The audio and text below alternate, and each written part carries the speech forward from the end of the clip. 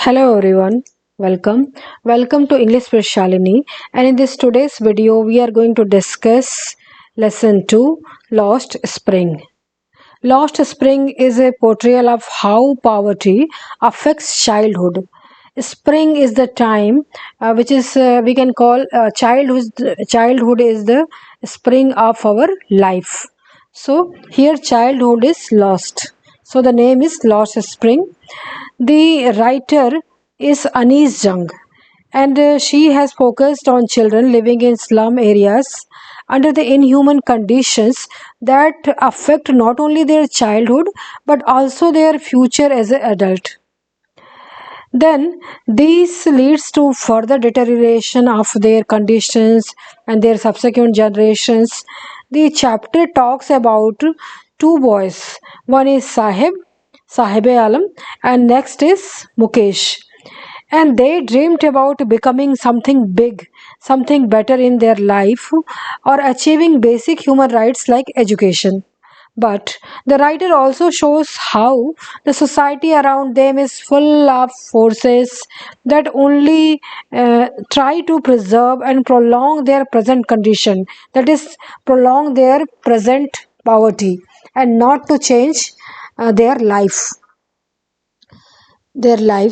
Now, this is we will discuss the detailed summary. Lost Spring, written by Indian writer, and the name is Anis Jung. And this Lost Spring is an excerpt. It is a part from her book Lost Spring: Stories of Stolen Childhood. So, in it, she analyzes the lives of children living in poverty, extreme poverty. This chapter presents stories about two children who face poverty in all aspects of their lives and yet have the courage to dream big. The writer Anis Jung is the narrator in both stories in chapter. So there are two stories which are combined together, and they are stories of two different children, but their theme is same. And what is the theme? Theme is poverty, child labor. So first we will discuss the first story, which is sometimes I find a rupee in the garbage. So you can see the picture. These are rag pickers children. They rag picks and they sell it and they get some money. So the narrator talks about a boy named Sahib. His full name is Sahib Alam, which means Lord of the Universe. Now he is a rag picker whom the narrator, that is Anis Jung, sees every morning. She sees him every morning and she talks to him and finds out that he came from Dhaka, Bangladesh, and long back when, according to his mother, that her mother has told him the story of how they came to India, and his house was swept away by storm. So therefore they had to come to India to get some job employment. That was the reason why his family had come here to earn a living. The narrator asked him the narrator asked him to join a school. That why don't you join a school, beta? She asked him, but he replies that there is no school in his neighborhood. And the narrator promises him that she will start a school and he is welcome there. Then he says, okay, I will come to your school when you will start your school. Sahib's face lights up. A few days later, Sahib comes up to the narrator, Anis Jung, and asking her if her school is ready. Is your school is ready? Can I go to your school? The narrator realizes that promises like these are made to children like Sahib all the time, and these are the false promises which can never be realized, and they are never kept. So many people must have given him promise that this will happen, that will happen, but that promise never came to reality. And his life is always in poverty. The narrator goes on to talk about how children in extreme poverty live and what the conditions surrounding them are like. She talks about how children walk barefoot on streets And the excuse given Bob for this is that is it's a tradition to walk barefoot. Means if once that Anis asked the children why you are barefoot, one of the children says that this is tradition to walk barefoot. So they are in the way hiding their poverty. Anis Jung thinks that more than tradition, it might be an excuse to justify a continuous state of poverty. So they are justifying their poverty. They are no one. They want to hide their poverty. She remembers another incident where a man from ODP told her that he used to pray for a pair of shoes at a temple in his childhood. So she encountered a person, a child, who was praying for a pair of shoes in a temple. And 30 years later, when the narrators visited the temple and the town, she could see a little boy walking in his shoes. So these prayers were answered. So their prayer was answered. Now, to give us a background of Sahib, the narrator talks about Simapuri. Simapuri is the place near Delhi where they live, that Sahib Alam lives, and where the rag pickers who came from Bangladesh in 1971 settled there, and they are living there in extreme poverty. They are rag picking. They have not been given any identity or permits. Only the ration cards are given to them, uh, and that helps them to eat food and get food at lower prices and vote for politicians. So in the way, politicians are getting vote from them and they are getting ration card and food. They are deprived of any other rights. So apart from this food, they are not getting any other rights, like they are not getting the identity. Over the years, rag picking has become an art for them, and to a child like Sahib, finding a rupee or a 10 rupees note is a big achievement. Whenever they get that kind of rupees, they are very very happy. It's like a treasure hunt for them. They enjoy this rag picking art. They take as a adventure, as if they are treasure hunting. So one day she sees Sahib wearing a pair of tennis shoes. One of them had a hole in it. So that shoe had a hole, and it did not seem to bother him at all. He was very happy to wear that whole shoes, and because it was a dream come true for a child who had always walked barefoot. Otherwise he was just walking barefoot, so it is better that he at least have a shoe. May it doesn't matter for him that it has a hole. Later, the narrator sees Sahib with a steel canister.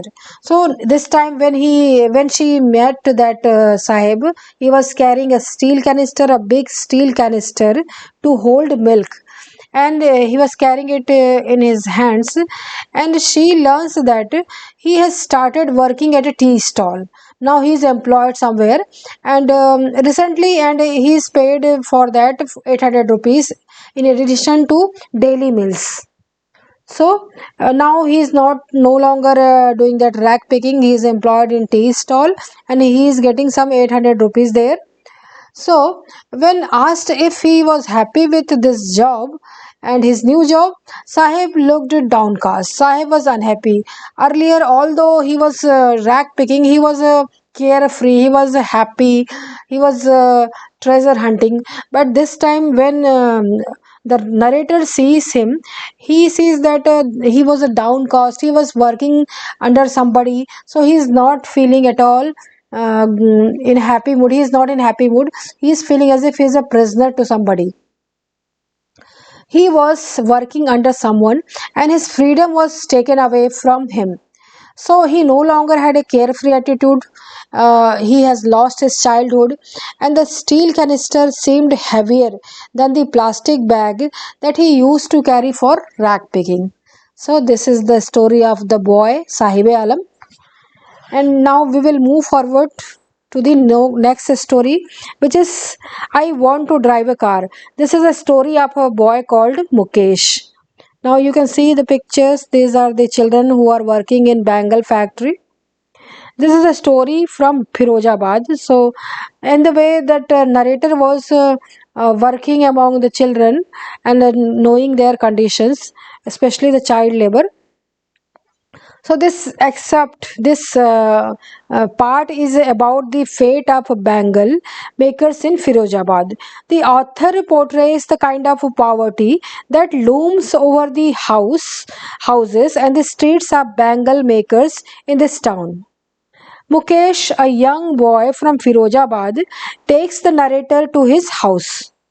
So this boy is a Mukesh, and he encountered the narrator, the Anis, and he took the narrator to his house, where she discovers the grim poverty, the grim conditions under which the people work around furnaces with high temperatures without proper air or lights. So the places where they are working is very high temperature, and there is not proper any air. So this condition is not at all suitable for the children to work. So they do not know that it is illegal for children to be working under this kind of conditions. It is extremely illegal. Even the child labor is illegal, and all the way it is also dangerous to work under such dangerous circumstances. Now, the narrator observes that bangle making is done by people belonging to particular caste specializing in it. So there are particular caste who are working in this field, and they are specialists in this. So the art has been passed down from generation to generation, from parents to their children for generations, and even after the whole family worked at a bangle factory in Firozabad, they remained poor. Although they are working hard, then also they are poor. Why? Why they are not getting out of that poverty? Mukesh family was not able to build a proper house yet. Now, the same is the fate of the other people living in that area. The sorrow and the desperation of being unable to feed themselves even three meals proper daily reduce their courage to fight against the situation. So they are living in extreme poverty. Even they are not getting the three-time meal. What about the other facilities? And when asked why they cannot form a cooperative to improve their living conditions, so writer is now asking them, asking the Mukesh and his parents and other children, that why you are not making any cooperative so that you can improve your conditions. So they said that they fear being beaten, they fear of the authority, and hauled away by the police for doing something illegal. So they do not have the courage to fight with the police, which think that this profession is illegal. So their fathers and the forefathers were trapped by middlemen. Although they are working hard, but they are not getting proper wages because of the middlemen involved in this profession. So younger generations are still paying the price for that, and the bangle makers are downtrodden due to poverty and stigma of their caste. So they are stigmatized to work in these conditions. They are fated that they will work this only, and they cannot do any other works. So the narrator Anis points out the presence of vicious circle here. So there is a circle that it is transferring from one generation to another generation, and these children are not able to get out of that circle. The involvement of sahukars, the policemen, and the middlemen who do not let these people rise up in this society. So although they are working hard, they are not getting proper money because of involvement of these people, and they are getting very less wages. In this way they are just able to prolong their life in a very poor conditions. Therefore no one dares to break away from this line of profession. From this tragic world of poverty and suppression, Mukesh dreams of being a motor mechanic. But one thing is good in this scenario, that at least Mukesh, who is working in Bengal factory, doesn't think that he will always be working here in the Bengal factory. He is dreaming that one day he will be a motor mechanic, and the narrator sees a flash of rebellion in his eyes. So he has that spark in his eyes, that I will not work in these conditions for long. I will go, and I will grow. I will see growth in my life. So she asked him if he could like to be a pilot someday. Mukesh seemed embarrassed and replied that he was happy dreaming about being a motor mechanic. So no, I don't have any dream of becoming a pilot. I just want to be a motor mechanic. That is my small dream. That Mukesh is telling to narrator. Now flying a plane was a dream beyond his reach. So he's telling. Now conclusion of the lost spring. Lost spring, as I told you, spring is the time which is the greatest period. Spring is the greatest enjoyment period in our life. So in this chapter, we see the how this childhood is lost, how this spring is lost. So that's why the name and the title is Lost Spring. So the Lost Spring summary shows how we humans create a vicious circle of suppression and torture for our fellow human beings, and that leads to social and economic imbalance in society. So we humans, we as a society are ourselves responsible for this circle, where the poor people are not able to get out of their poverty, and there is a extreme economic imbalance. One side there is a people who are prospering, they are having extra money, more than enough, but at the other hand, the people are suffering, people are living in extreme poverty. So there is a economic imbalance and social imbalance in society, our Indian society. While one class of human beings they enjoy the benefits of human rights and identity, they are getting proper identity, proper rights. Another class of human beings is subjected to fear of entrapment and punishment with the wrongful use of socio-economic politics. So socio-economic politics is such that these people are suffering and they are entrapped. They are as if they are getting punishment to be born in that kind of family. The most affected victims of these processes are innocent children who miss out on their rights as a human beings. They lost their childhood, and when they are employed before they come to age, or any or are deprived of basic needs such as education, cloth, shelter, and food, these children lead to another generation of impoverished and illiterate children.